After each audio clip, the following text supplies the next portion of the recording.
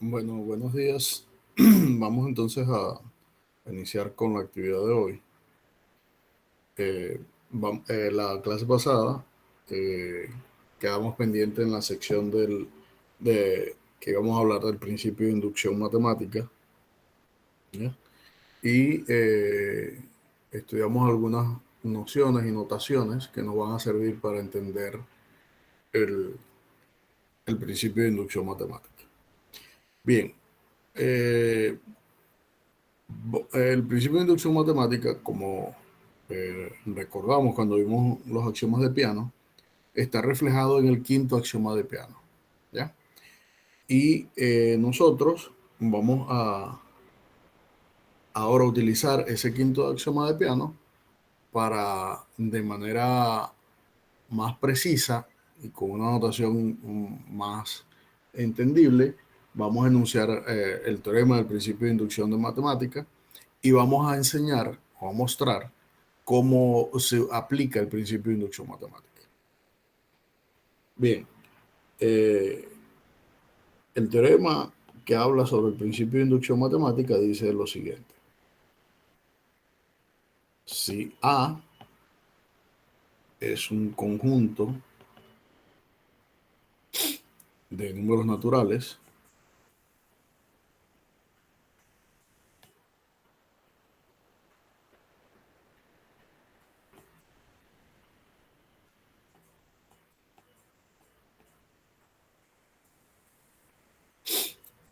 tal que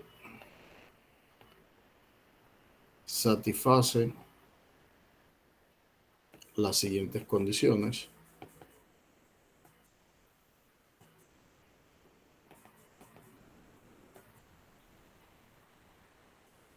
Uno, que el 1 pertenece a A. Dos, que para todo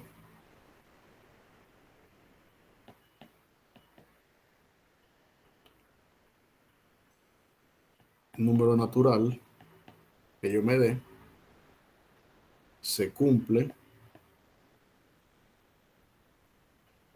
que si cierta proposición es válida para ese número natural, es decir, que cierta proposición con respecto a ese número natural pertenece a, entonces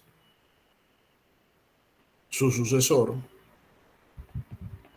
es decir, K más 1, también pertenece a. Si esas dos condiciones se cumplen, entonces el conjunto A que yo tenía inicialmente es exactamente igual al conjunto de números naturales. Y quiero hacer especial mención sobre estas dos condiciones. Para poder aplicar el principio de inducción matemática, tenemos que verificar cada una de esas dos condiciones. Cuando decimos que el 1 está en A, lo que queremos decir en realidad es que una cierta proposición o ley, eh, cuando se le aplica al 1, ese resultado es un elemento de A, ¿ya? Ahora, yendo a lo que conversamos la vez pasada, A es en realidad un conjunto que vamos a llamar A1, A2, A3, A sub K, que son los elementos de una sucesión. Es decir, cuando nosotros tenemos un subconjunto de números naturales, nosotros sabemos que podemos establecer un orden, y como podemos establecer un orden, nosotros podemos construir una sucesión de esos números naturales que vemos allí, ¿ya? Donde esa sucesión va a estar, digamos que generalizada por un término que nosotros ya vimos anteriormente, que llamamos un término general. Es decir, que cuando se dice que que la proposición P de K está en A, lo que quiere decir es que cuando nosotros hablamos de sucesiones, esa función que iba de A, perdón, de los números naturales en A, es exactamente esa P que está allí, ¿ya? Es decir, es esa función que lo que asignaba a cada número natural n un término de la sucesión. Eso porque vamos a utilizar todas esas herramientas para poder mostrar cómo se aplica el principio de inducción matemática. Ahora la pregunta es, bueno, ese es el principio de inducción matemática, ¿cómo yo voy a aplicar el principio de inducción matemática? Bien, vamos a ver entonces cómo se aplica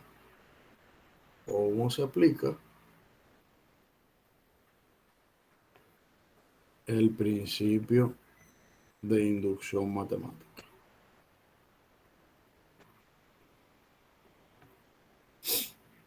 Bien, cuando conversamos nosotros al principio de esta sección, dijimos que el principio de inducción matemática se utilizaba con la intención de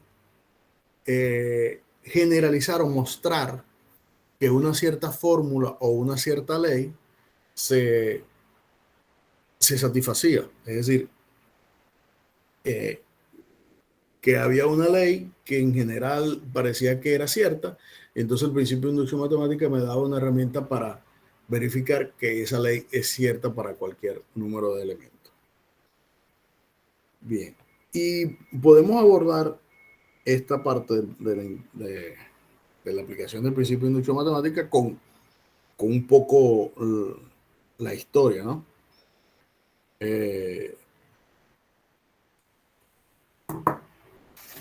Cuando en la época de Gauss, estamos hablando del siglo XVI, siglo XVII,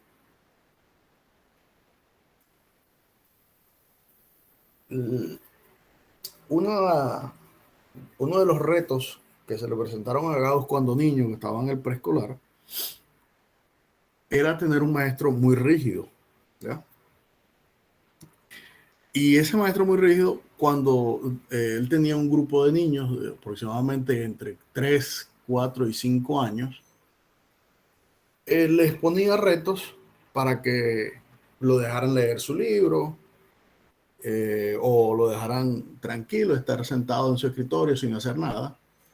Y uno de esos retos que les puso a ellos era que sumaran los números del 1 al 100. Es decir, hacer esta suma.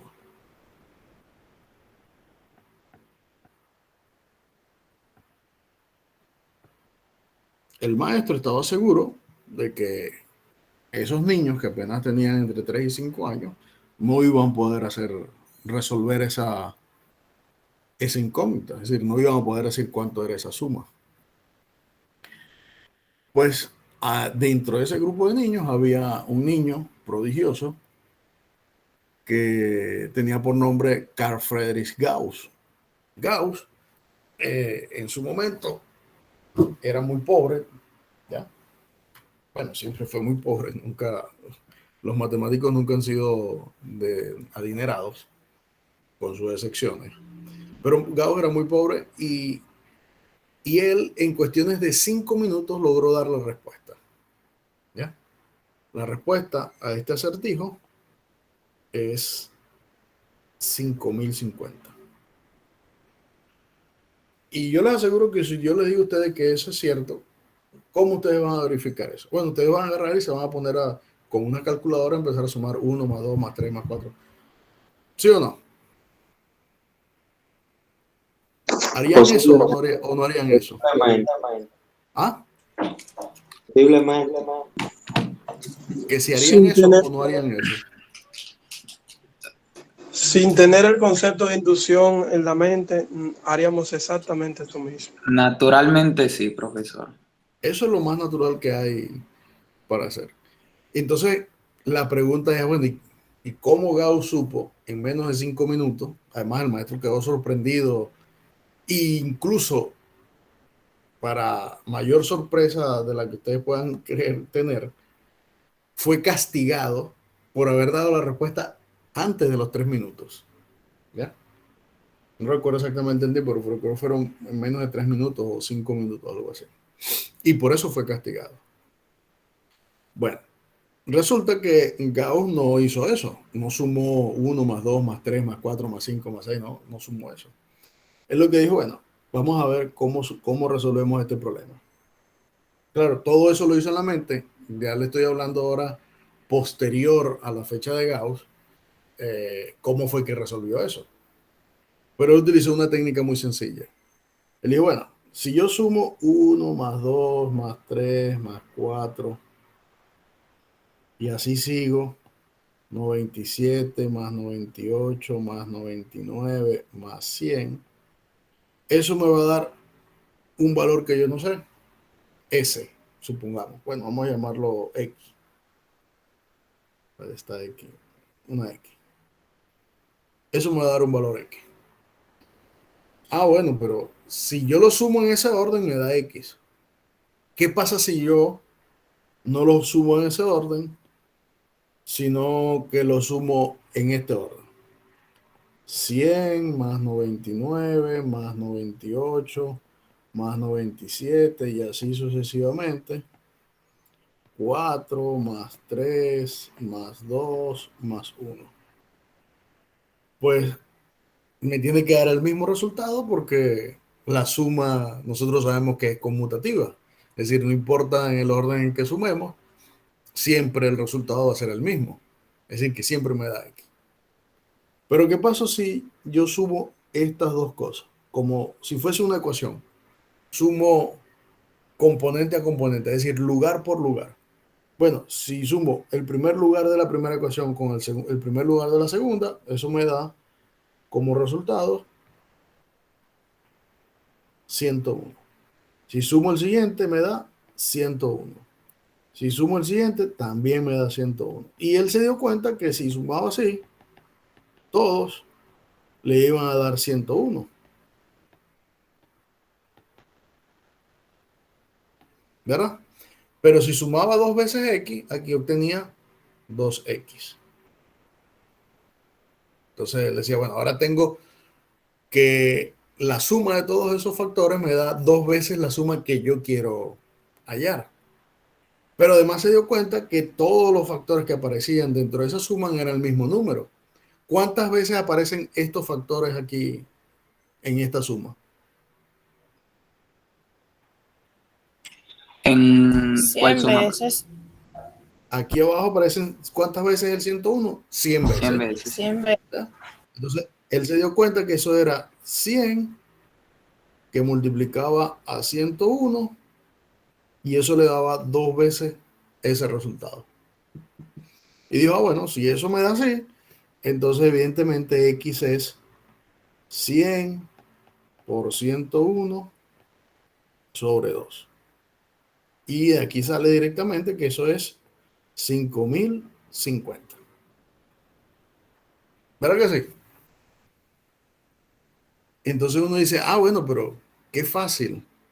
Y si no lo mandas a sumar eh, 100, hasta el 100, sino hasta el 1000. Ah, bueno, pudiera ser también un resultado similar, así, el mismo razonamiento, sumar componente a componente 1000 veces, como cambiarla, tal. Bueno, en realidad él en ese momento lo que estaba haciendo era escribiendo una fórmula para la suma de los primeros n números. Es decir, que si yo deseo sumar del 1, el 2, el 3 y así sucesivamente hasta el número n, él se dio cuenta que eso era lo mismo que agarrar n por n más 1 y dividirlo entre 2. ¿Ya?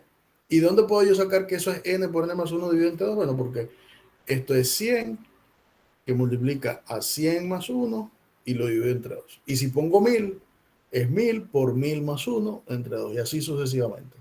Es decir, que, que en realidad lo que estaba mostrando era una fórmula. Es decir, muestra que si usted desea sumar todos los números naturales entre el 1 y cualquier número cualquiera que usted piense, ¿ya? Hasta n, del término general que era i, eso sencillamente es n por n más 1 sobre 2. Bueno, por eso en el momento él lo hizo de forma empírica y, y era para resolver un problema en particular, que era específicamente ese que está allí, ¿no? Ahora, nosotros vamos a verificar que esa ley que mostró Gauss es cierta. Dime, Daniel. Profesor, una pregunta. ¿Se sabe más o menos qué edad tenía cuando él formuló eso? Entre 3 y 5 años.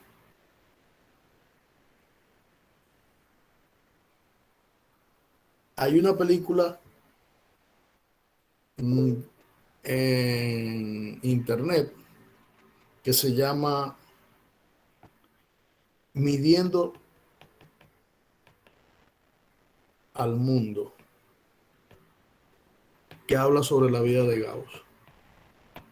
Búsquenla y allí van a poder ver esas cosas que les estaba comentando. Bien, pero ahora volviendo a lo que nos atañe a nosotros, que es el principio de inducción matemática.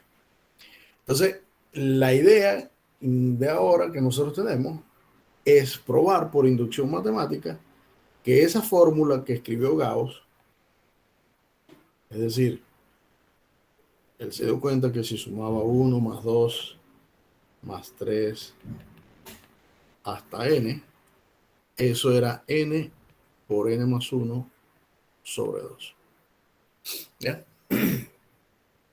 Eso es lo que a nosotros nos atañe ahora a hacer. Verificar que esa fórmula es cierta. Muy bien. Para hacerlo, hay varias formas, ¿no?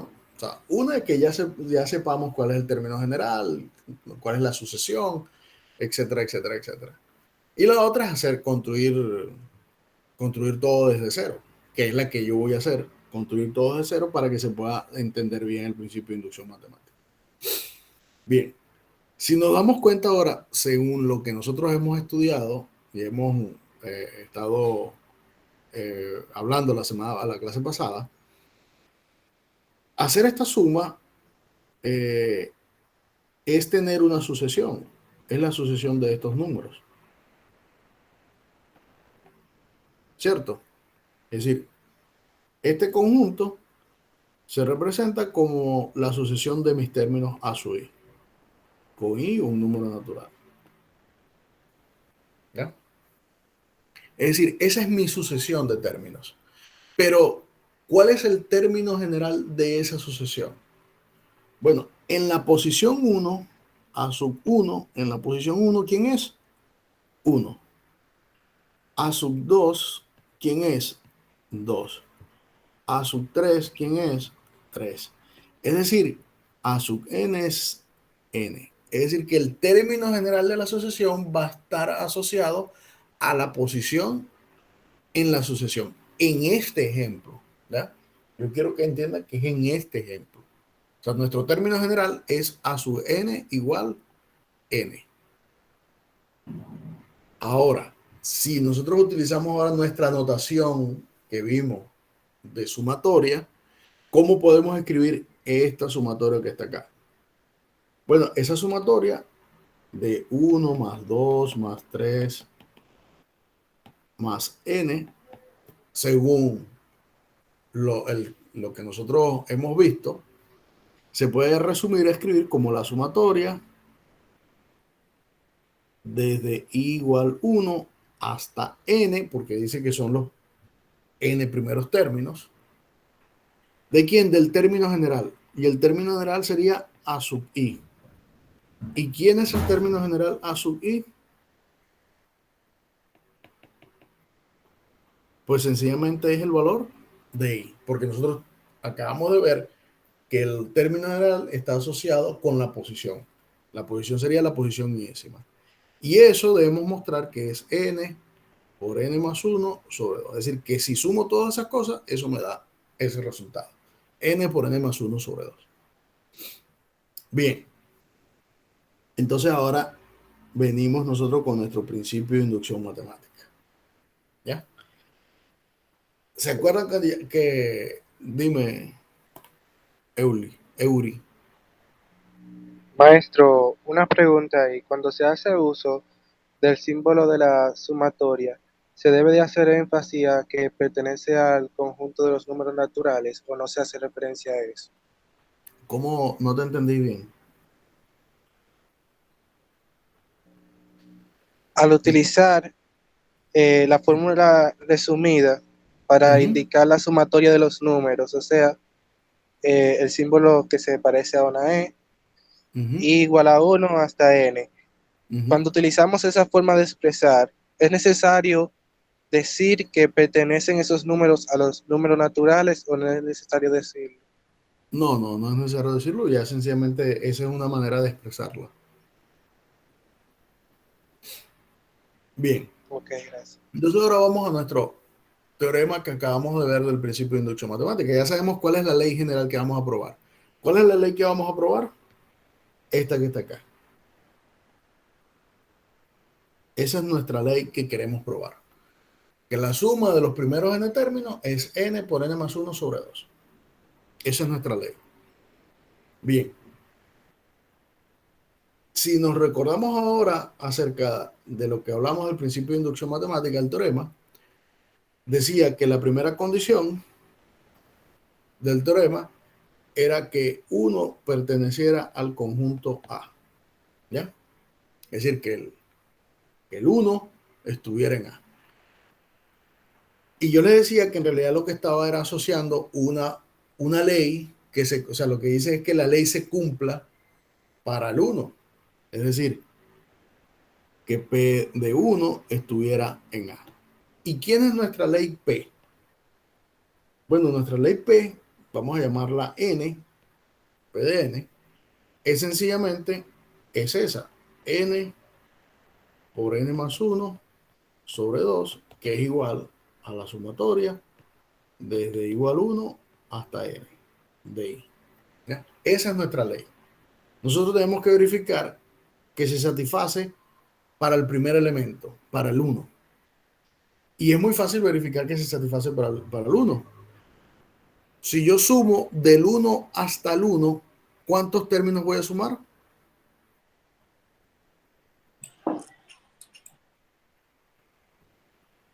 Si sumo desde el 1 Un hasta término. un término. ¿Y cuánto es la suma de un término? Ese mismo término. Ese mismo. ¿Y cuál es el término? ¿Cuánto me da esa suma? 1. 1. ¿No? En este caso da 1. Lo que tengo que ver es que si yo utilizo la fórmula, también me va a dar 1. Es decir, por un lado, la suma desde igual 1 hasta 1 de 1 es 1. Y por otro lado, tengo que ver que cuando utilice la fórmula de la regla, también me da 1. Es decir, que si yo coloco 1 por 1 más 1 y lo divido entre 2, eso me tiene que dar 1. Y evidentemente eso me da 1 porque eso es 1 por 2 entre 2, que es 2 entre 2 y eso es equivalente a 1. Es decir, que la fórmula se satisface para el primer elemento de los números naturales. ¿Sí? Pero uno pudiera ser muy escéptico y decir, bueno, pero es que se satisface para el 1, pero de repente para el 2 no se satisface. Es decir, no estoy convencido de que la fórmula en realidad es cierta. No, yo creo que hace falta algo más. Bueno, verifiquemos que para el 2 también se satisface. ¿Ya? Que P de 2 también está en A. ¿Y cómo yo verifico que para el 2 también se satisface? Bueno, sumar hasta el 2. ¿Cuánto me da sumar hasta el 2? Sería sumar el 1 y sumar el 2.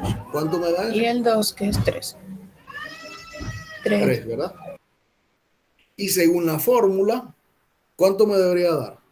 Me debería dar 2 por 2 más 1 sobre 2. ¿Y cuánto es esto? 3. 3. ¿No? Ah, bueno, también se satisface para el 2. Pero todavía sigo siendo muy escéptico y digo, bueno, yo quiero ver que también se satisface para el 3 porque es que con dos elementos es muy sencillo. ¿Ya?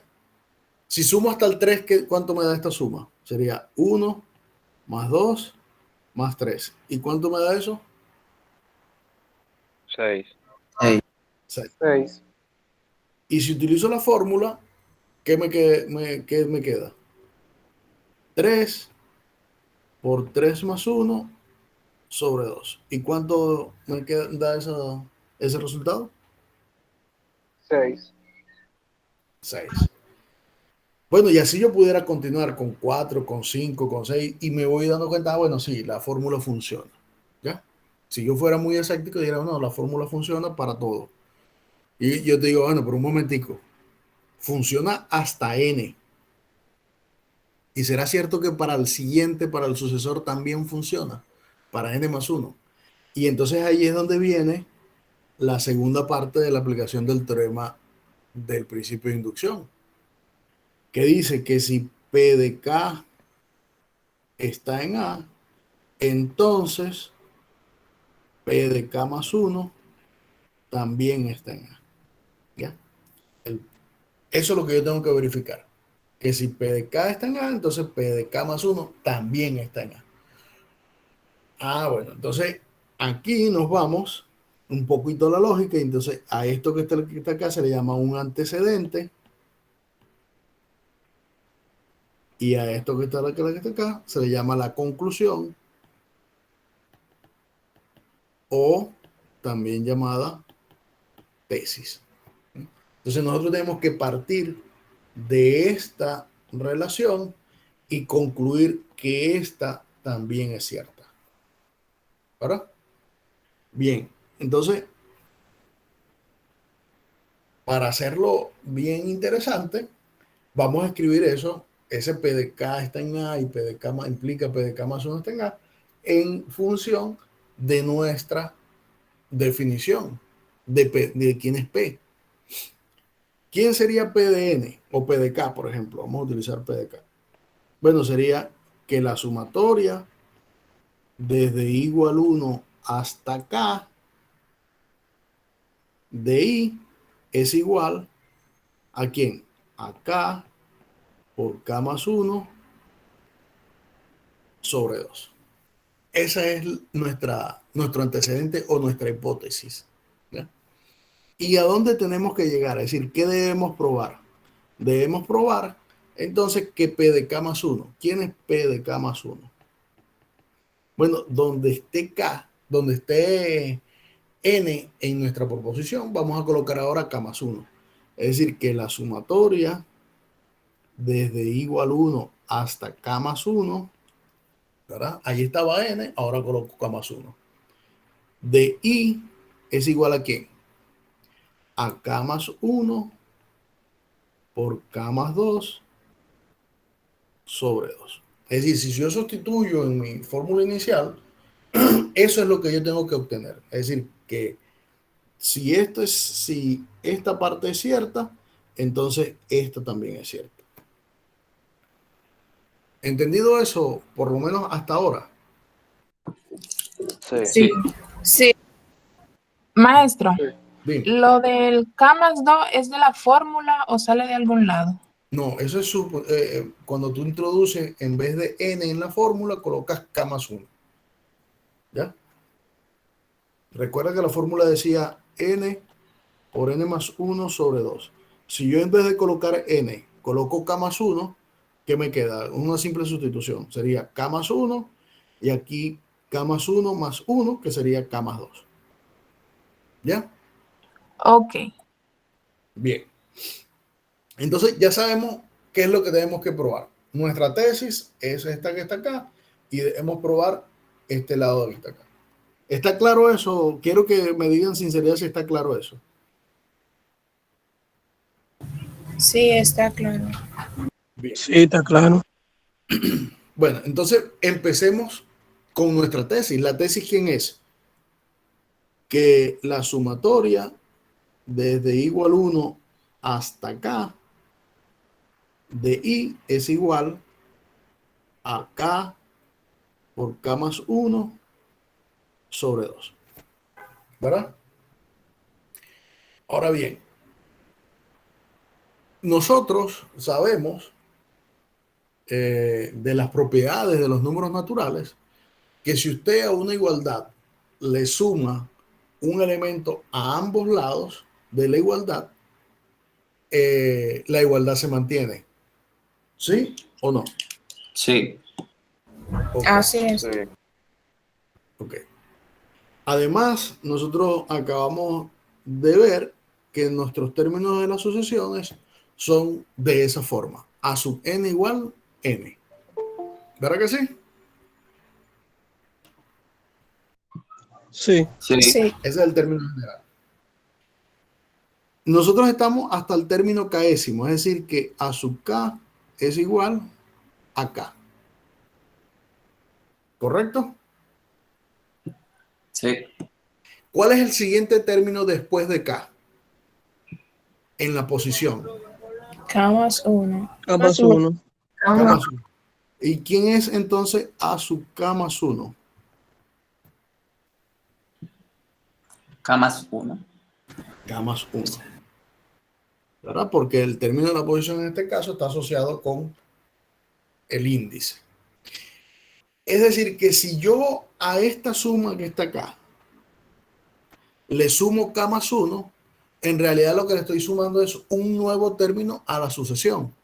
¿Sí o no? Sí. Entonces, por un lado me queda sumatoria desde i igual 1 hasta acá de i y le sumo k más 1. Y por otro lado me queda que k por k más 1 sobre 2 más k más 1. Es decir, no estoy afectando en nada a esa igualdad. Ahora bien,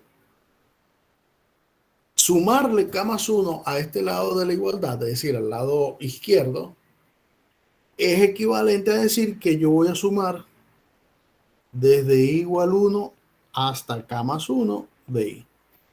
¿Verdad que sí? Sí. Porque estoy sencillamente sumando un nuevo término de la sucesión. El término es k más 1. Y del otro lado, entonces tengo que operar ahora.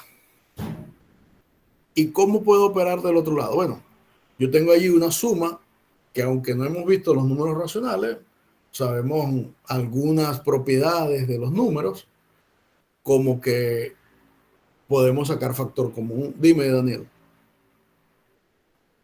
No era decirle que repite esa última parte que usted dijo, de que eso es lo mismo, lo que está arriba, que sumar hasta K más 1. Que lo que está en azul está lo mismo que está en rojo. Sí, eso. Bueno, ¿por qué es igual? Vamos a ver por qué es igual. Si yo sumase todos estos términos aquí, suponte que tienes, en vez de A sub i, en vez de i, voy a colocar A sub i. Y en vez de K más 1, voy a colocar A sub K más 1. ¿Ya? Si yo tengo la suma desde i igual 1 hasta K de A sub i, estoy sumando K términos. Es decir, estoy sumando A1 más A2 más A3 más A sub K. Y si a esa suma le sumo A sub K más 1, ¿cuántos términos estoy sumando en realidad en general? K más 1 término. Desde el. Ajá. K más un término, ¿cierto?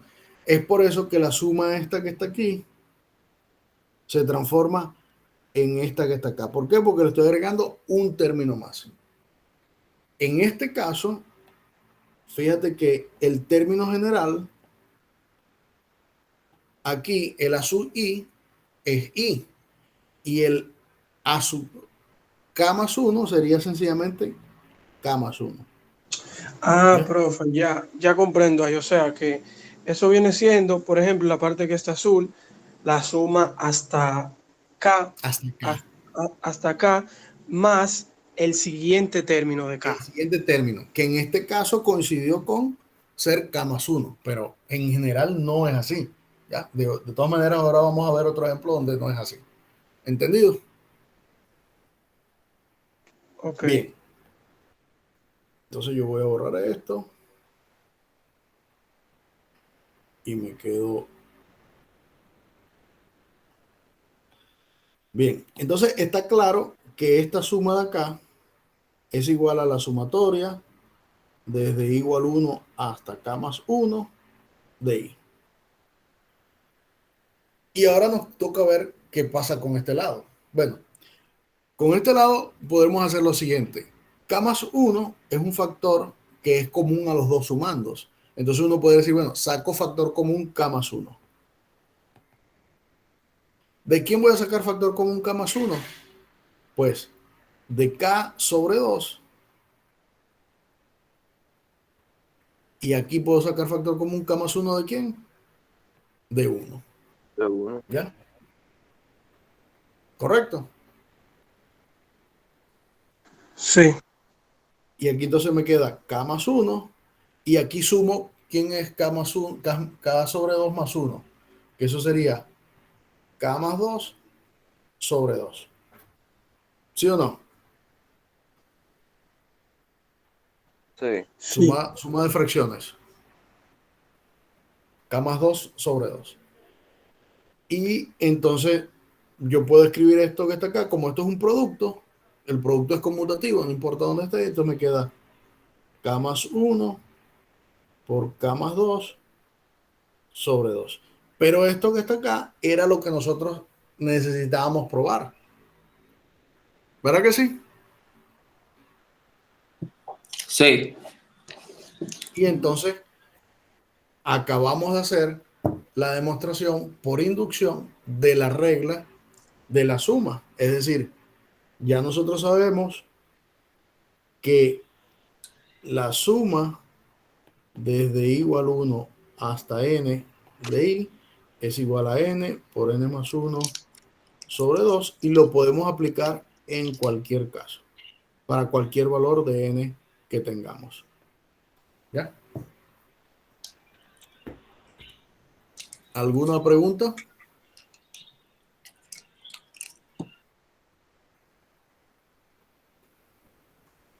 Bien.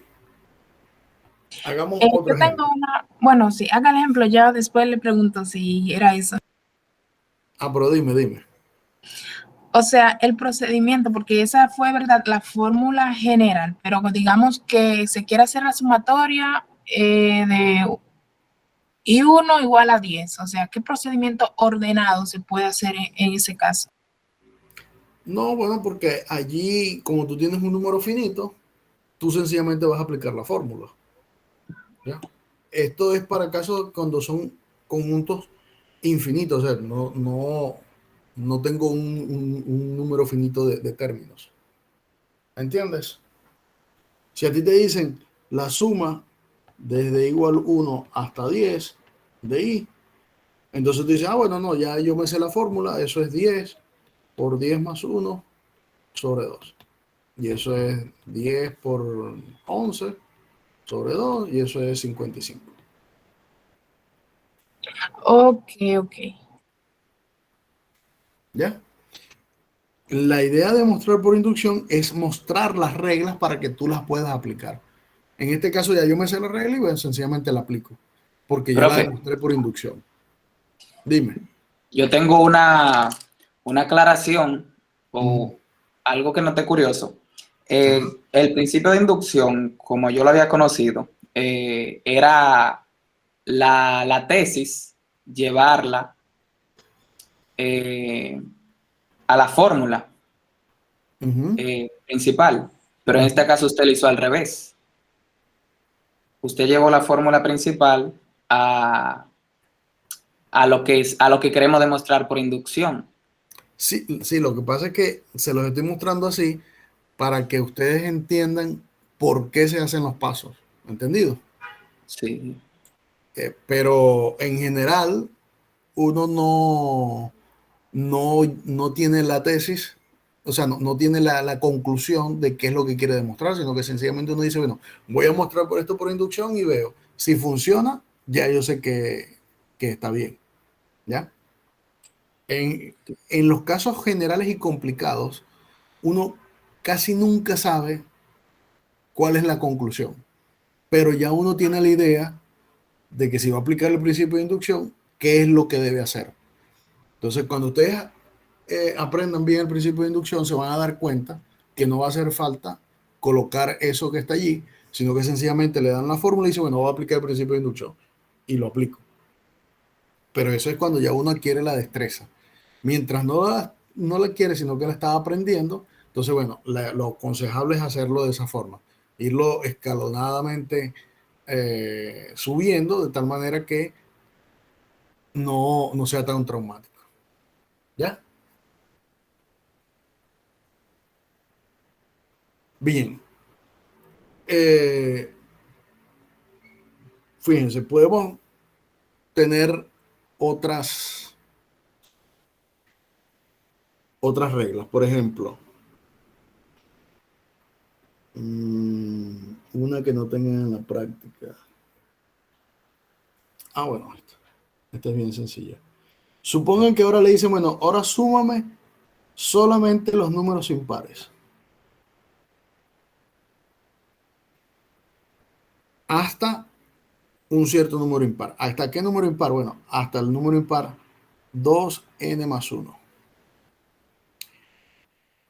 Eso, por definición o por fórmula, como lo queramos ver, digo, bueno, si usted suma todos esos números impares hasta el impar número n, el enésimo, eso es lo mismo que usted agarre n más 1 y lo eleva al cuadrado. Y usted va a decir, bueno, eso parece medio extraño. ¿Cómo que yo voy a sumar los impares? Y eso es lo mismo que que yo agarre al número hasta donde yo quiero sumar impares, le sume 1 y le elevo al cuadrado. Eso está como medio raro. Bueno, vamos a ver si esa fórmula en realidad es cierta. Entonces, ¿qué es lo primero que debemos identificar? ¿Cuál es el término general de la sucesión? ¿El término general de la sucesión quién es?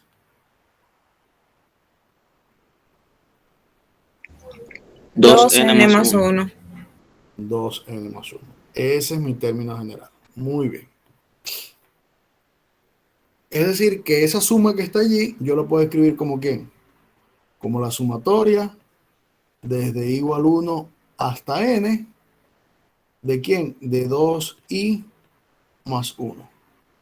Y eso por regla me dice que eso es n más 1 al cuadrado. Ok. Bueno. Lo primero que hay que verificar es que se satisface la primera condición. ¿Cuál es la primera condición?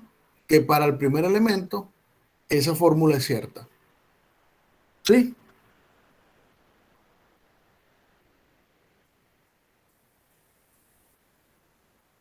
Bueno, aquí tengo que hacer una pequeña modificación. Para que me dé... Dime, Lilian. Profe, yo me quedé con la incógnita de como el último término que se va a sumar es el 2n más 1, ¿por qué usted puso en la sumatoria n? No. Estamos hablando de la posición. O sea, que el término general CS no indica la posición. Recuérdense que si nos vamos a la sucesión, el primer término es 1, el segundo término es 3, el tercer término es 5, el cuarto término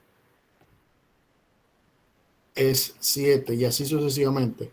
El enésimo término es 2n más 1. ¿Ya? ¿Lo entendiste ahora? Sí, bien, gracias. Ok. Fíjense, pero aquí hay un pequeñito detalle. Yo voy a cambiar.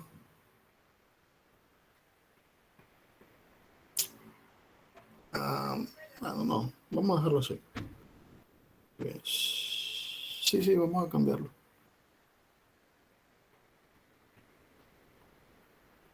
Prefiero cambiarlo.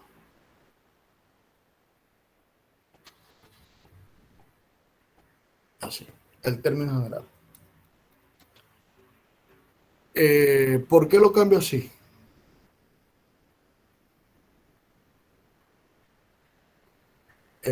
Porque si yo...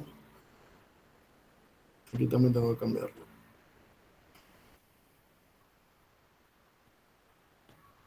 Si yo utilizo igual 1, si estaba como estaba antes, 2n más 1. Cuando tengo a sub 1, sería, si el término general fuese ese, el primer término de la asociación sería 3 y no sería 1. ¿Ya? Entonces, lo que hago es cambiar el más por el menos y eso me garantiza que el primer término de la asociación ahora va a ser 1. Pero es un simple detalle. No hay problema con eso. Ok. Dijimos entonces que el término es 2n menos 1. ¿Estamos bien en eso? ¿Hasta allí estamos bien? Sí. Sí. Sí, yo le iba a preguntar eso de qué pasa, de qué pasarías cuando i es igual a 0, porque usted lo puso ahí, pero ya usted lo Sí, puso sí, no, igual a lo 1. cambié. Para no colocarlo en 0, lo cambié a partir de 1. ¿Ya? Muy bien. Entonces ya sabemos que el término general es ese. Entonces tenemos que probar que el 1 pertenece a ese conjunto A de los términos de la sucesión. Este es el conjunto A. ¿Cómo verificamos que el 1 pertenece a ese conjunto A? Bueno, lo que tenemos que hacer es que la sumatoria desde igual 1 hasta 1 de 2i menos 1 es igual a n más 1 al cuadrado. Aquí sería también, aquí también hay que cambiar. Ya va. En ese caso tendría que cambiar también aquí para que me dé 1. Creo que mejor lo dejo para no modificar eso. Bueno, me van a disculpar, pero mejor lo voy a dejar así. Y aquí le pongo 0. Está bien.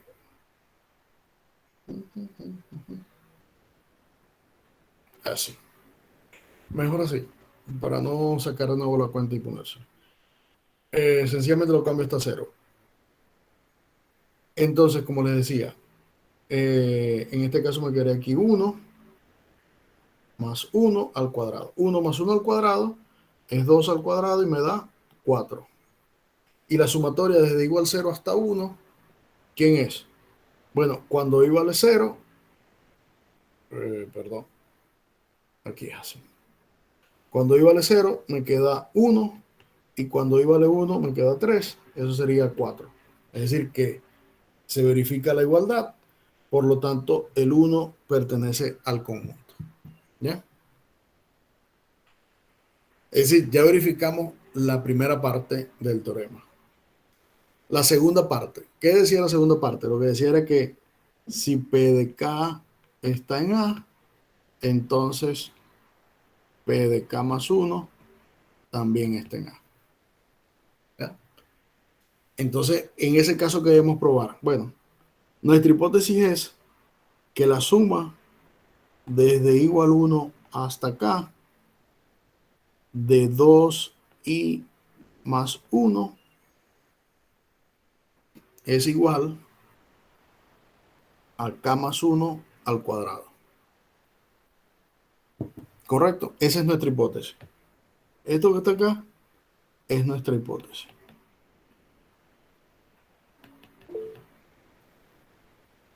Dime, Daniel. Profe, ¿usted lo volvió a cambiar a más o fue que se Sí, confundió? sí, no, lo volví a cambiar a más.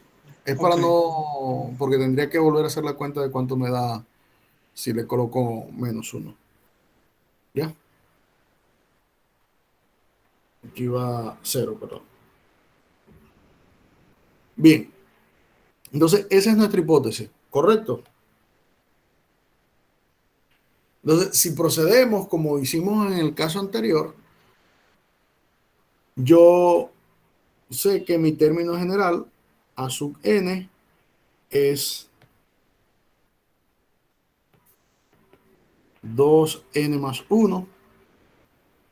Entonces, el término késimo es 2K más 1 y el siguiente, el K más 1 sería 2 por K más 1 más 1, que en realidad es 2K más 3. ¿Estamos bien?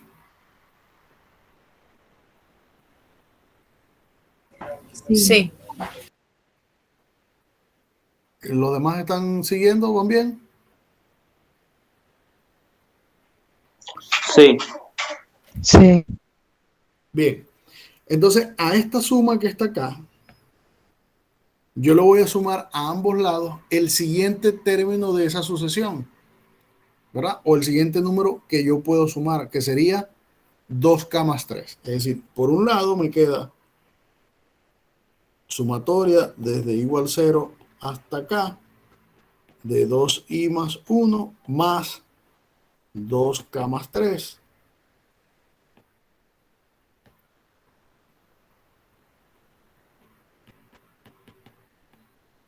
¿Verdad que sí? Y del otro lado me queda K más 1 al cuadrado más 2K más 3.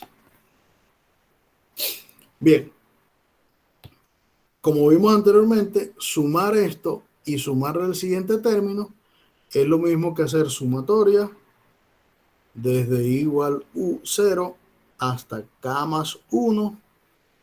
¿De quién? De 2i más 1. Es exactamente lo mismo, porque sencillamente estoy agregando un nuevo término a esa suma. Y del otro lado me tocaría entonces ver de qué manera yo puedo resolver esta ecuación, que sería K más 1 al cuadrado. Sería entonces K cuadrado más 2K más 1 más 2K más 3. Y esto es igual a ¿quién? A K al cuadrado, 2K más 2K, 4K. Y 1 más 3, 4. Y yo sé por las reglas de factorización que este es el cuadrado perfecto de K más 2 al cuadrado. Es decir, que esta suma que yo tenía inicialmente me da K más 2 al cuadrado. Cuando yo me voy a mi fórmula que yo tenía y le evalúo en K más 1, exactamente eso es lo que me tiene que quedar.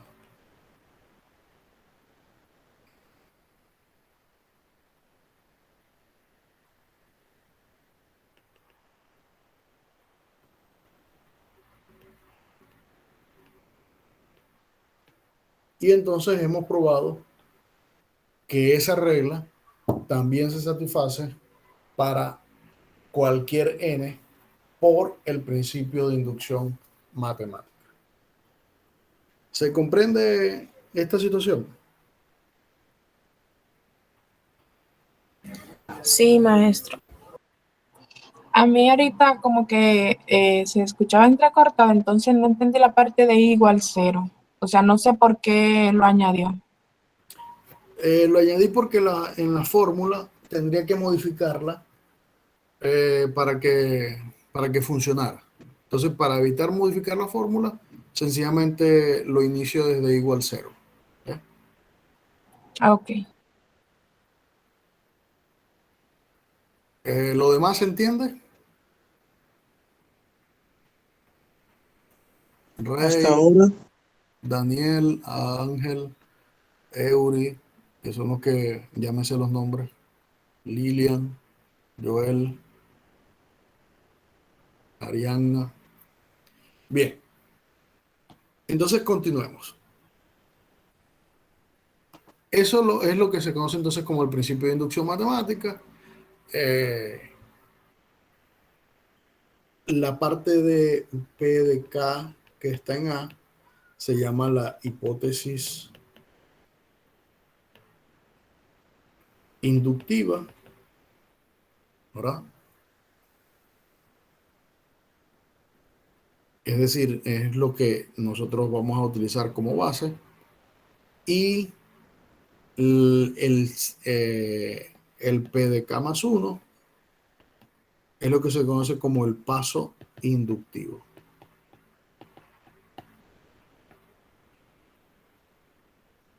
Le digo ese nombre porque comúnmente van a poder conseguir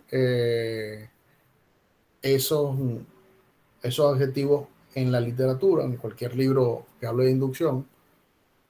Y es bueno que se vayan familiarizando para que no tengan ningún tipo de confusión.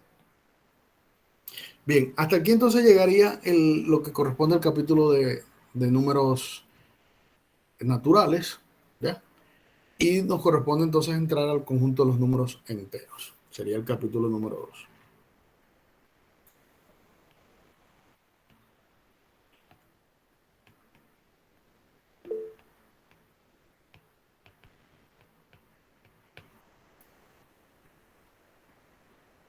Dime, Eury.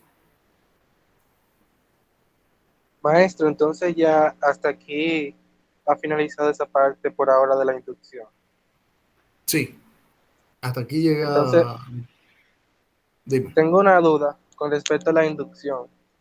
Ujú. Si, por ejemplo, en un ejercicio nos dan un conjunto de números y nos dicen que apliquemos una fórmula para la sumatoria, pero ¿qué pasa? No sabemos qué secuencia es que lleva ese conjunto numérico, pero debemos de realizar esa sumatoria. ¿Cómo nos daríamos cuenta de la secuencia que lleva ese conjunto de números?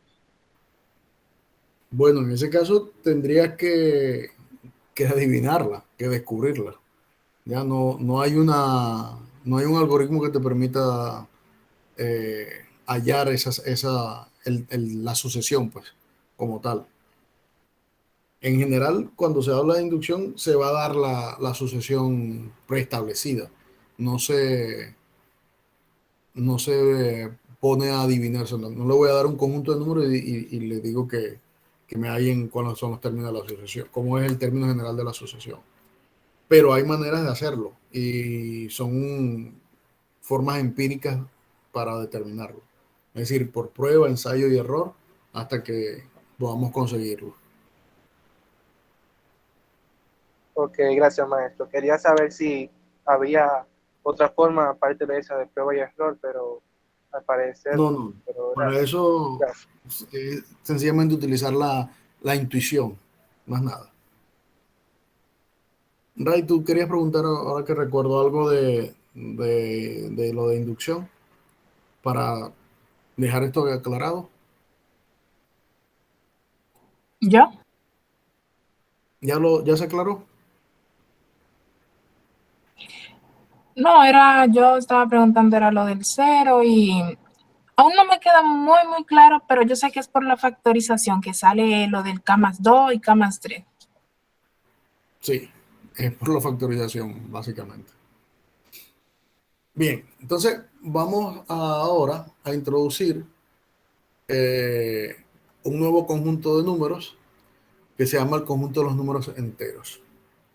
El conjunto de los números enteros tiene eh, por, por importancia que es una extensión, y al final vamos a ver un teorema que se llama el teorema de extensión de los números naturales, ¿ya? La inmersión. Es la extensión del conjunto de números naturales. Es decir, nosotros estábamos limitados en el conjunto de los números naturales a trabajar con números que digamos que solamente tenían signos positivos, ¿ya? Sin embargo, el conjunto de los números enteros se extiende con la idea de desarrollar otras propiedades y otra teoría más fuerte en el sentido de que vamos a ver en la unidad número 2 cuando pasemos a la teoría de números, la importancia de los números enteros, que son el punto de partida, es decir, es la parte de la teoría de números. Allí vamos a ver conceptos como el algoritmo de la división, el teorema de factorización única, pero en este capítulo nos vamos a dedicar sencillamente a un enfoque acerca de las propiedades de los números enteros, algunas proposiciones y algunos teoremas que nos van a servir como pie para seguir la construcción de unos conjuntos de números. Bueno, digamos que así informalmente, los números enteros son los mismos números naturales.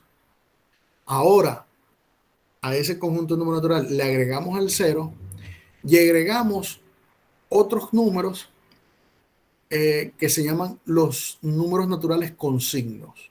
¿Ya?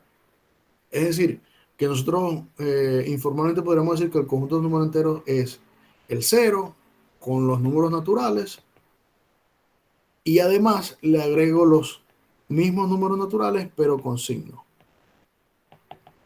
¿Ya? Y ese sería entonces informalmente el conjunto de los números enteros. Ahora, si yo lo quiero escribir de una forma, digamos, más bonita, más matemática, sencillamente yo escribo eso como lo dije. ¿Qué dije? Bueno, son el conjunto de los números naturales unidos con el conjunto formado por el cero, unido con un conjunto de números que llamo los números con signos.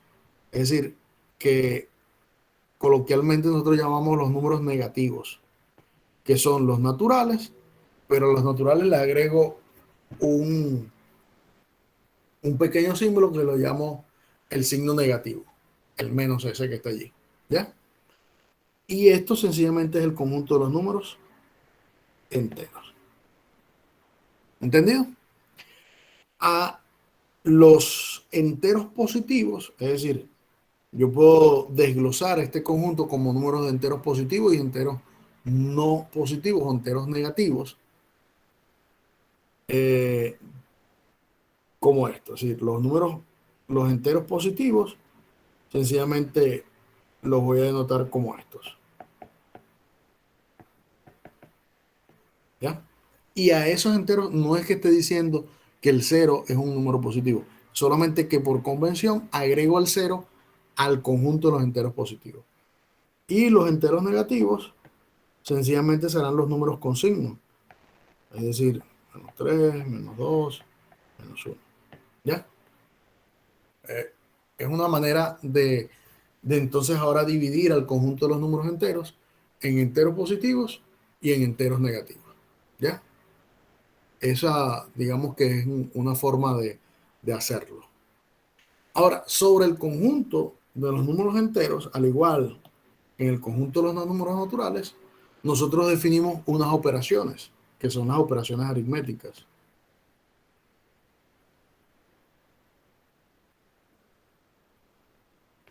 Entonces, dentro de esas operaciones aritméticas está la adición,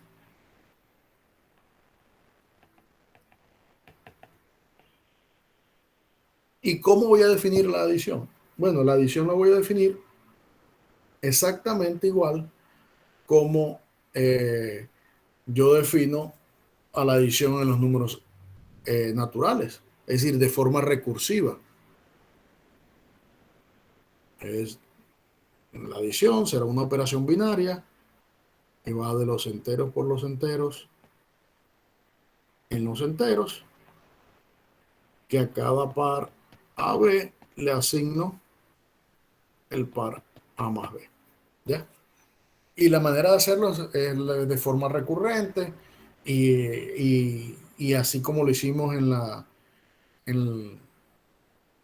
cuando definimos la adición en el conjunto de los números naturales, es decir, la misma forma natural. Así que no vamos a entrar más en detalle. Ahora, este conjunto de números tiene una serie de propiedades para la suma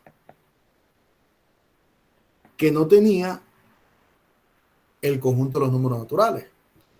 ¿Cuáles tenía el conjunto de los números naturales? Vamos a ver si alguien se recuerda. ¿Cuáles eran las propiedades de los números naturales? Conmutativa. Conmutativa. Asociativa. Como asociativa. Y esas además eran las únicas dos propiedades que tenían los números naturales, que eran conmutativos y que eran asociativos. ¿Ya? Porque para la existencia de lo que llamamos la identidad, teníamos que ampliar el conjunto al conjunto de los números naturales extendidos. Es decir, que no era una propiedad directa del conjunto de los números naturales, sino que tenía que ampliar el conjunto para poder obtener esa propiedad. No voy a explicar lo que es la conmutatividad y la asociatividad porque ya lo sabemos, pero tiene dos propiedades adicionales. La primera es la existencia del elemento identidad, ¿ya? Que ahora sí pertenece al conjunto de los números naturales, y lo que dice es que para todo número entero z, en z, existe un elemento que llamaremos el 0, ¿verdad? Y lo vamos a anotar por el 0, tal que se satisface que a más 0 es 0 más a y es igual a. Es decir, esa es nuestra identidad del conjunto de los números enteros, ¿ya? Entonces ya tenemos una nueva propiedad que es la del elemento identidad. Otra propiedad que no tenía el conjunto de los números naturales es la propiedad del elemento inverso.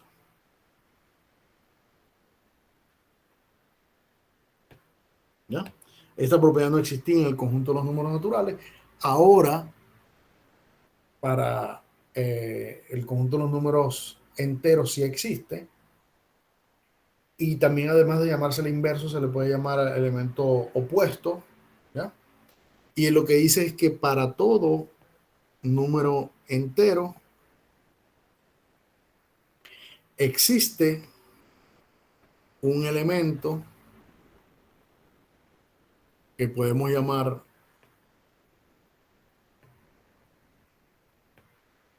inverso o opuesto. Y que satisface, y que lo vamos a anotar por menos a, y que satisface que a más menos a más igual, perdón, a menos a más a igual al elemento de identidad. Entonces aquí agregamos dos propiedades nuevas para la operación de la suma, que es el elemento neutro o identidad y el elemento opuesto. ¿Entendido? Esas dos propiedades nos permiten extender un poco más allá las fronteras que teníamos con el conjunto de los números naturales. ¿Ya? ¿En qué sentido? Bueno, en este siguiente sentido. Cuando estábamos hablando del conjunto de los números naturales, las únicas operaciones que tenían solución eran las ecuaciones de esta forma, por decir algo. Cuando A es un número natural. Eran esas, porque estas ecuaciones no tienen solución. En el conjunto de los números naturales, estas ecuaciones no tienen solución. ¿Ya? Porque nosotros vimos que los números naturales se definían a partir del sucesor y no puede existir alguien que el sucesor de ese número me dé cero. ¿Ya? Es decir, porque además el cero no pertenece al conjunto de los números naturales.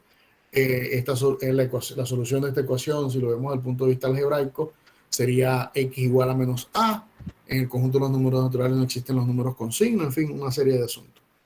Sin embargo, el conjunto de los números enteros nos permite extender esta noción y ahora a este tipo de ecuaciones sí darle solución. ¿Ya? Y son soluciones de este tipo y esto es un número además que es entero y no tengo ningún problema. ¿Ya?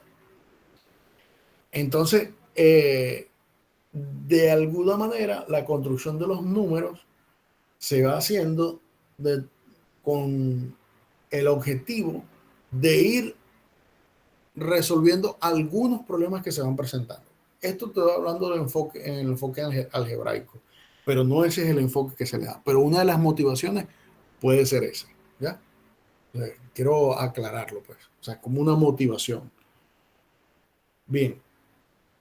Además de la adición, otra operación que también está definida para el conjunto de los números naturales es la multiplicación, que la definimos para los números enteros.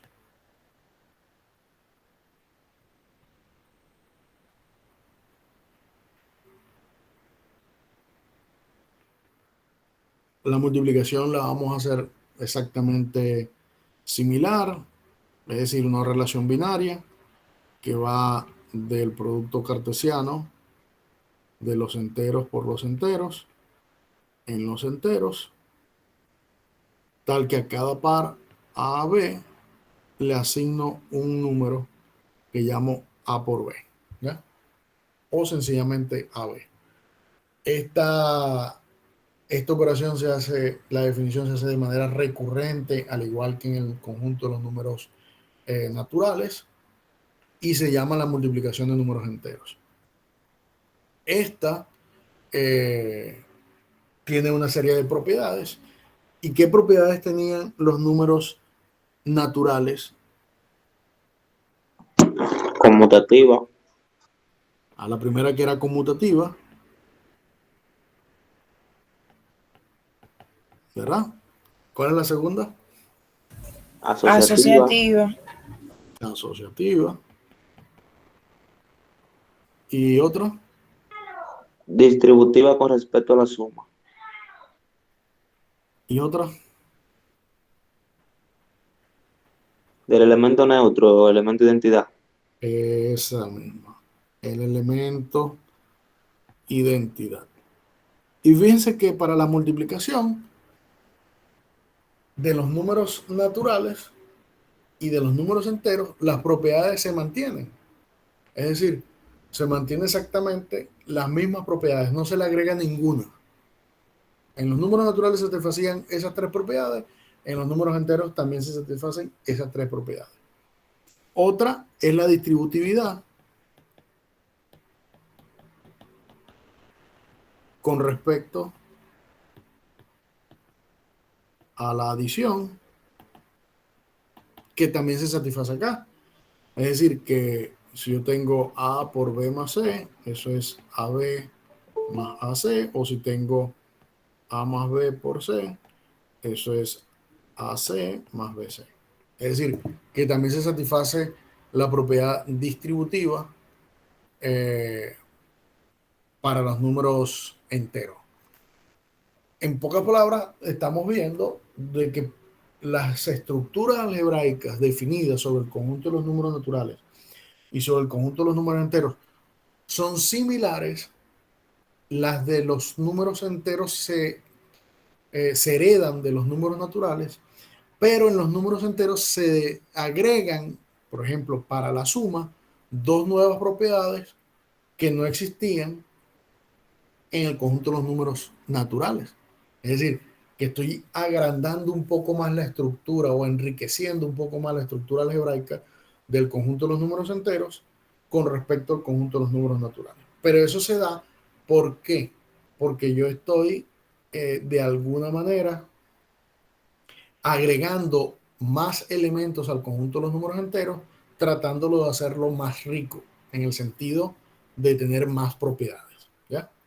Entonces, esas serían las propiedades que satisface el conjunto de los números enteros con respecto a la suma y a la multiplicación, y son válidas todas las mismas que existían en los números naturales. Otra de las cosas que hablamos cuando estudiamos el conjunto de los números naturales, vamos a ver si alguien se recuerda. ¿Cuál fue la otra, otro de las cosas que introdujimos en el conjunto de los números naturales? Dime, Joel. El orden de los números naturales. El orden. Es decir, cuando nosotros hablamos del conjunto de los números naturales, establecimos un orden y nos dimos cuenta que ese orden era importantísimo para la construcción de además otras propiedades. Entonces la pregunta es, ¿será que nosotros también podemos establecer un orden en el conjunto de los números enteros? La respuesta es sí. ¿Por qué podemos establecer una relación de orden en el conjunto de los números enteros? Bueno, sencillamente porque el orden se hereda del conjunto de los números naturales. Entonces, por lo tanto, también se debe, digamos que, establecer un orden en el conjunto de los números enteros. Aquí alguien escribió algo en el chat que no había visto. Dice Ray, las deudas. Eso es reciente. No, de las 11:58, hace rato. No, ¿Y de qué te referías con las deudas? a los números negativos. Ah, ok, bueno, también podríamos ver como la necesidad de agregar números negativos a los números naturales para construir otro conjunto numérico, pensando en las deudas. O sea, eso es válido, ¿ya? La prehistoria también tenían deudas, me imagino yo, ¿no?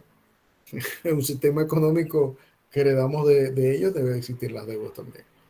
Sí, bueno, eso es una forma de verlo también. Bien, entonces, en el sentido de hablar del orden de los números enteros, debemos hablar de unas propiedades primero que tienen los números enteros. ¿Ya? ¿Y qué propiedades son? Bueno, dentro de las propiedades es que es cerrado para la suma y la multiplicación.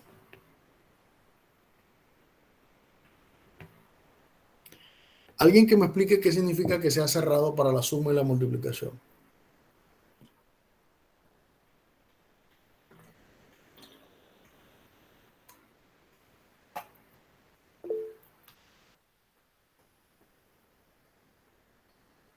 ¿Quién me lo dice? Dime, Marcos. Bueno, yo pienso que cuando se refiere a cerrado, por ejemplo, se refiere como que cada número tiene su opuesto hasta donde llegue ese número, hasta en un ejemplo, una suma o una multiplicación, hace en el sentido opuesto, llegará hasta ese mismo punto y estará cerrado hasta ese punto. ¿Alguien más que nos diga qué significa que sea cerrado? Joel. Joel Profe, y... perdón. Joel y Eury. yo, Primero Eury, que levantó la mano primero, y después Joel. yo pienso que es que cada operación que se hace con la suma, cada operación que se hace con la suma y la multiplicación pertenecen al mismo conjunto, que es de los enteros. Ok. ¿Y Eury? ¿Qué nos iba a decir? Sí, era exactamente eso mismo que iba a decir, porque si, por ejemplo, se Bueno, hacen otras operaciones como la división, algunos casos da que se sale de lo que es el conjunto de los números. bueno, exactamente. Que sea cerrado para la suma y la multiplicación, lo que significa es que cuando usted opera dos números enteros, con la suma o con la multiplicación, el resultado también es un número entero. Eso es lo que significa que sea cerrado. Es decir, que si usted agarra un número y lo multiplica por otro, el resultado no es que se va a salir del conjunto de los números enteros, sino que queda dentro del conjunto de los números enteros. Eso es lo que significa que sea cerrado. Eso nos garantiza que nosotros, no importa el tamaño del número, si es un número muy grande o un número muy pequeño, cuando yo lo multiplique por otro, no importa tampoco la magnitud de ese número, el resultado de operar dos números, bien sea con la suma o bien sea con la multiplicación, también es un elemento del conjunto. ¿Entendido? Es un número entero en este caso. ¿Aclarada qué significa que sea cerrado bajo la suma y la multiplicación? Sí. Sí. Sí, profesor. Sí. La segunda propiedad que tiene este número y que lo hace para poder establecer el orden es que el 1 pertenece a los enteros positivos. Es decir, que ahora yo me imagino a los enteros positivos como si yo tuviese a los números naturales. ¿Ya? Porque el 1 pertenece a los enteros positivos, entonces yo digo, bueno, si el 1 pertenece a los enteros positivos y el 1 pertenece a los naturales, entonces yo empiezo a pensar, bueno, entonces puede ser que los enteros positivos contengan a los números naturales o sean los números naturales. Ya las cosas van sonando. Y por tercera propiedad que satisface este conjunto, también satisface lo que se llama la ley de tricotomía. La ley de tricotomía para los números enteros naturales, en el sentido que se va a enunciar acá, no es la misma, ¿ya? Además, la ley de tricotomía es una relación, como lo dice su nombre, de una decisión entre varias propuestas. O sea, la tricotomía, lo dice su nombre, el nombre dice que es, cuando buscamos la etimología de la palabra tricotomía, es sencillamente que ella tiene que decidir entre tres opciones, ¿ya? En el caso de la ley de tricotomía, para el orden de los números enteros, nosotros decíamos que dado dos números A y B, se satisfacía una y solo una de tres condiciones: que A era menor que B, que A era igual a B, o que B era menor que A. O sea, una solamente de estas tres. Y eso es una ley de tricotomía, porque establece solamente una relación de las tres. Ahora, la ley de tricotomía que nosotros vamos a hablar, en el caso, vamos a hablar de muchas leyes de tricotomía, pero en particular la que nos interesa ahora mencionar, es una que está relacionada con el orden. Y es que para cualquier A, un número entero, se satisface una y solo una de las siguientes tres relaciones. Primera, que A sea un entero positivo. Segunda, que menos A sea un entero positivo. Y tercera, que A sea igual a cero. Es decir, con esta ley de tricotomía, lo que hacemos nosotros es ubicar dónde está A. ¿Ya? Ahí lo que estamos haciendo es ubicar dónde está A. Por eso son importantes para establecer el orden. Es decir, si A está en los enteros positivos, entonces A está al lado derecho, a la parte derecha del cero. Si menos A está en los enteros positivos, quiere decir que A estaba al lado izquierdo del cero. Y la última es que A sea cero. Es decir, un elemento, un número entero, solamente puede satisfacer una de esas tres condiciones.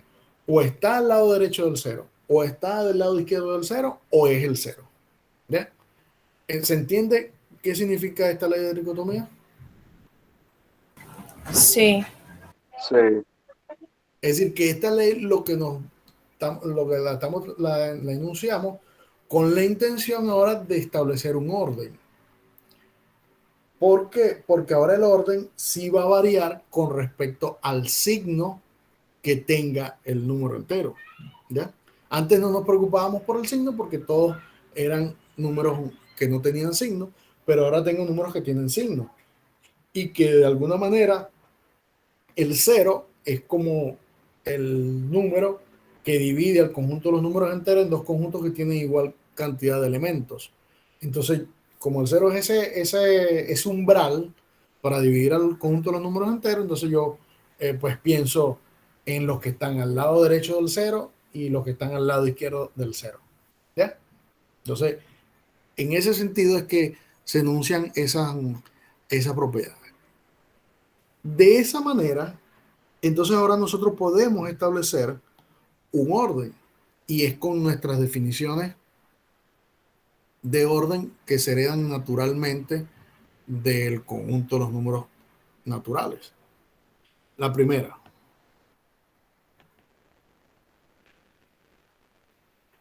sean A y B dos enteros, diremos que A, vamos a escribir esto en color,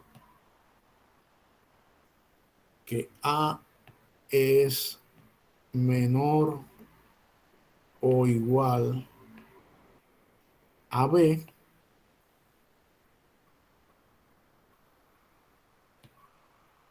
¿verdad? Si y solo si B menos A es positivo o cero. Y en ese caso lo vamos a anotar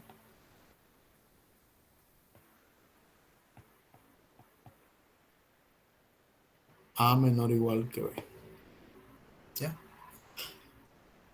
De manera similar, cuando podemos establecer la relación de mayor igual utilizando el mismo hecho de la definición, ¿no?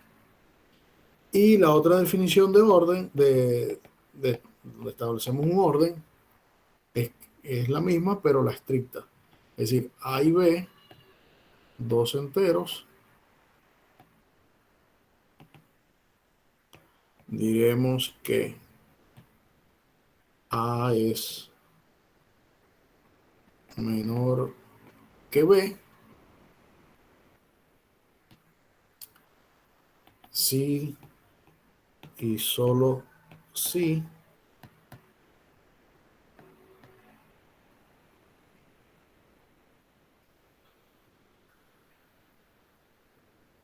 A es menor o igual que B y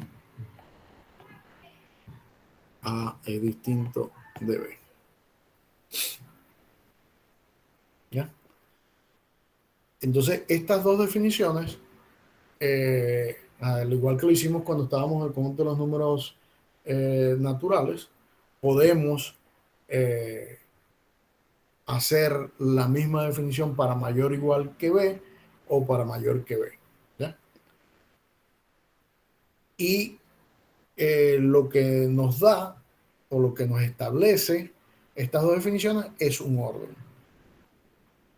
¿En qué sentido el orden? Bueno, en el sentido de decir quién está más a la derecha del cero o a la izquierda del cero, dependiendo de cómo sean A y B. ¿Ya? Bien, estas dos propiedades,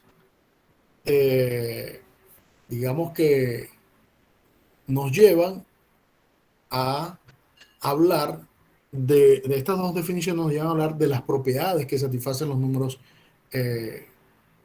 enteros con respecto a ese orden. ¿Ya?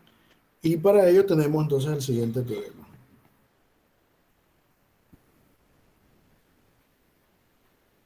Sean X, Y y Z números enteros.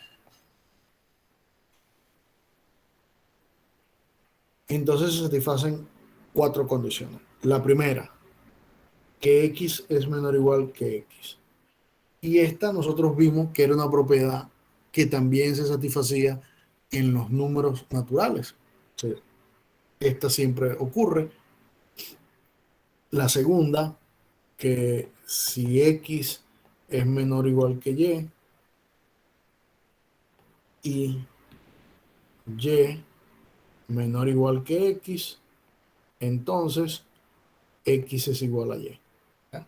Esa también nosotros vimos que se satisfacía para los números naturales. La tercera, si X es menor o igual que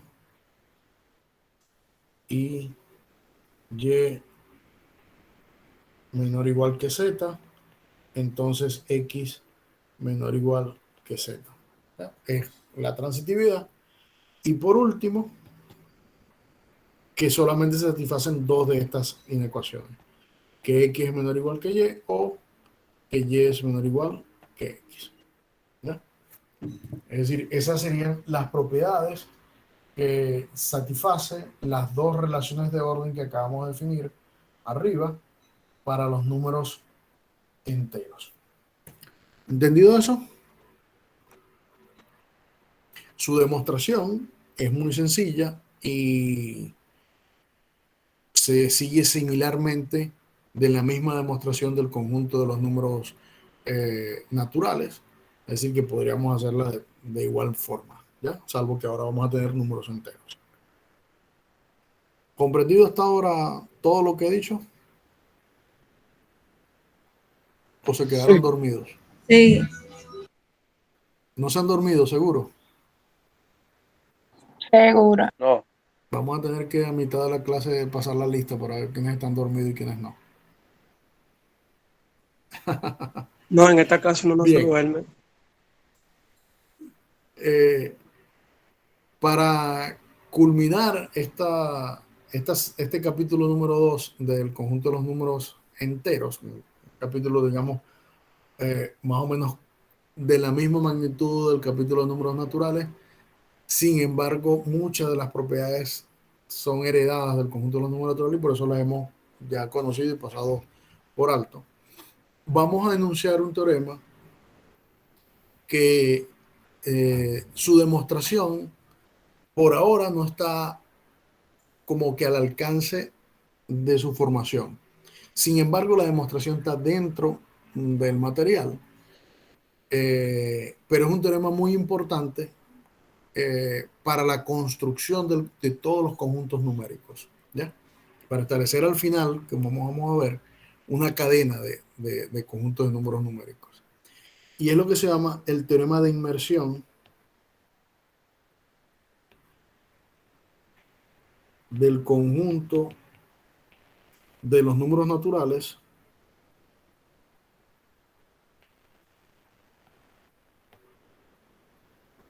en el conjunto de los números enteros.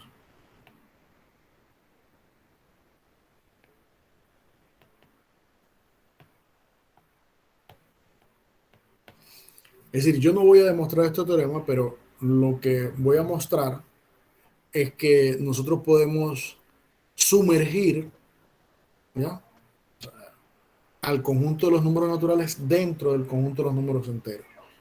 Es decir, ese es la principal o el principal resultado de esta sección.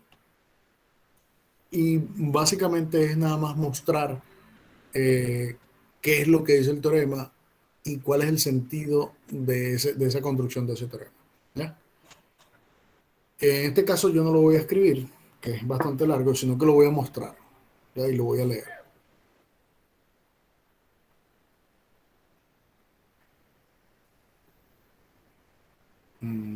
Aquí está.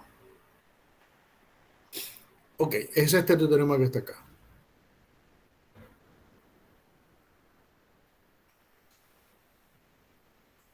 ¿Ya?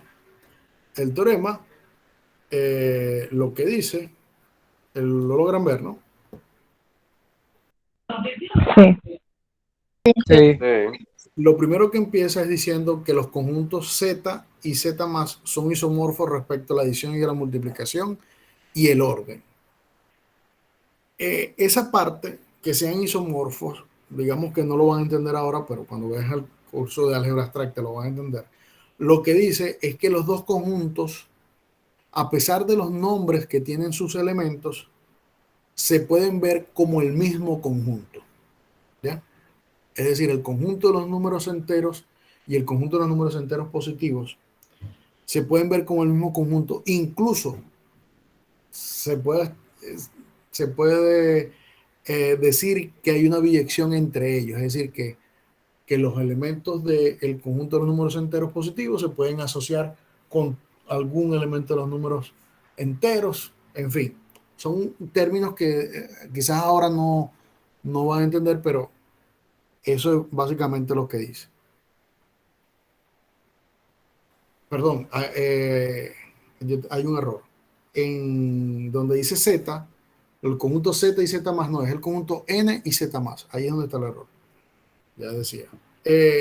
Hay una biyección. Es decir, que existe una función que va de los enteros, de los naturales en los enteros positivos, que cumplen tres condiciones.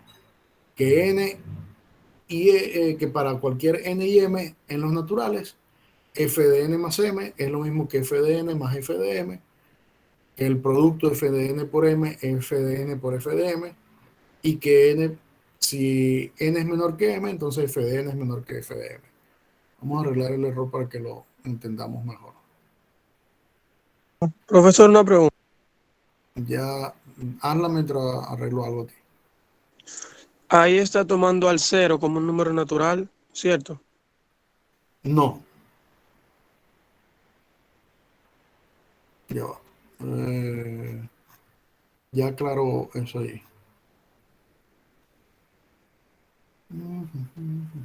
Aquí no es Z. Perdón, aquí no es Z, aquí es N.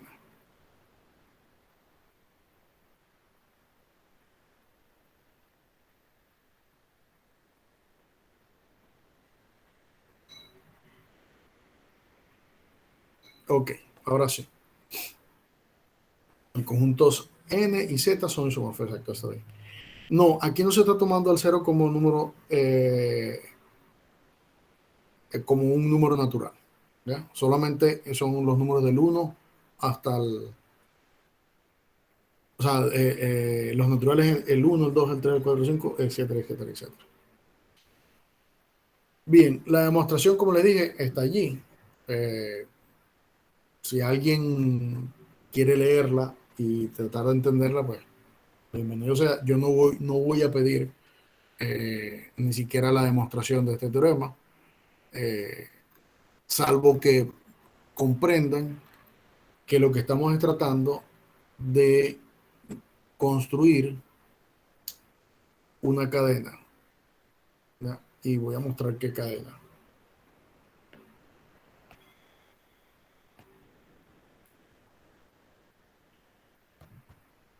Con ese teorema de inversión, lo que hemos mostrado es que, o sea, el teorema lo que dice es que, primero, que n es isomorfo a z más, ¿ya? Y con él, con esta demostración que está aquí metida, como z más es un subconjunto de los enteros, ¿ya? Entonces lo que hemos mostrado o probado, de alguna manera, es que los naturales es un subconjunto de los números enteros. Eso es lo que significa el teorema de inversión, ¿ya? O sea, como n es una copia de z más y z más es un subconjunto de los números enteros, entonces con el teorema lo que hemos mostrado es esta inclusión, que los naturales se pueden incluir dentro del conjunto de los números enteros, ¿ya? Eso es básicamente la intención es que se den cuenta de ese hecho que además visualmente es bastante claro. No sé si entienden lo que quiero decir con eso. Sería un poquito chocante porque los que se usaron primero, digamos, fueron los números naturales. O sea, en cierto punto no pensaría que debería ser lo contrario. Bueno, no sé, de- tendría que pensar cómo lo estás pensando tú, ¿no? Yo lo pienso que es natural, porque, en este sentido, fíjate. Eh, Cuando tú naces, ¿verdad? Digamos que el ambiente que tú conoces es el de tu casa. O sea, donde te mueves, sales, caminas, y, pero a medida que vas avanzando en edad, míralo desde ese punto de vista, ¿no? Te van mostrando otras cosas que no solamente son tu casa.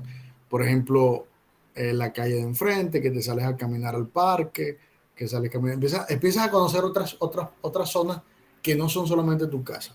Entonces, bueno, imagínate que el conjunto de los números naturales fue así, pues. Lo primero que se le imaginó el hombre era que tenía una necesidad de contar.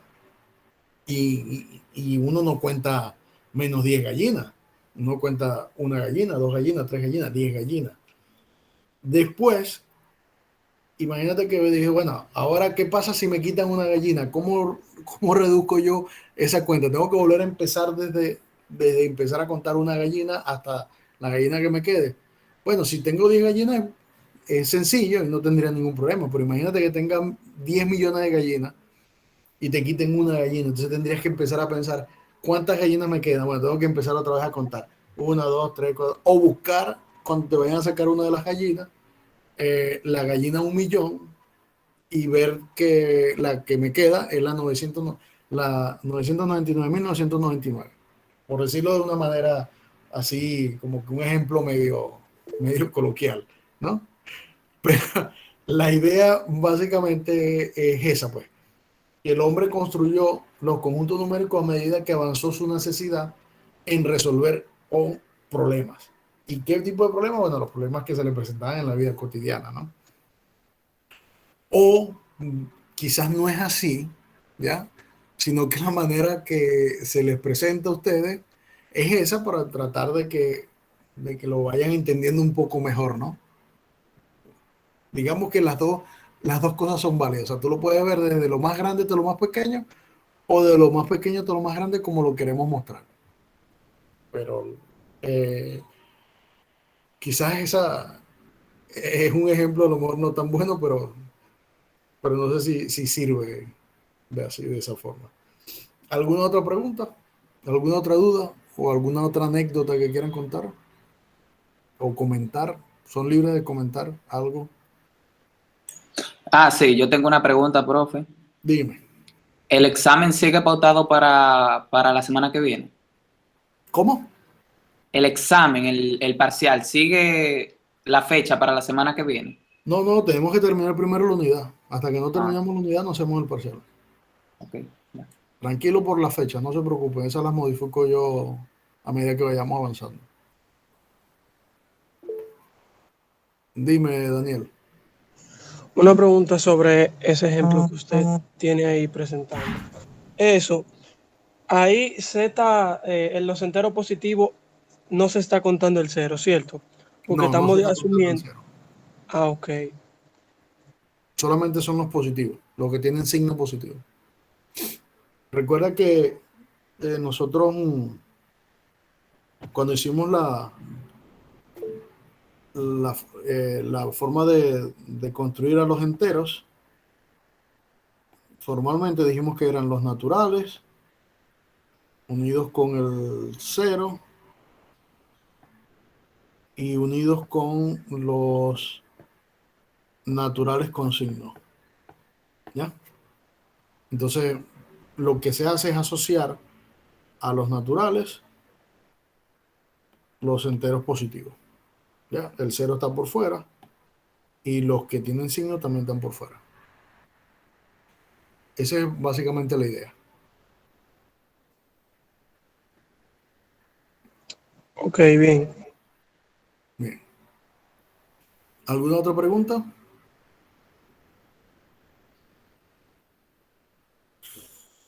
Eury.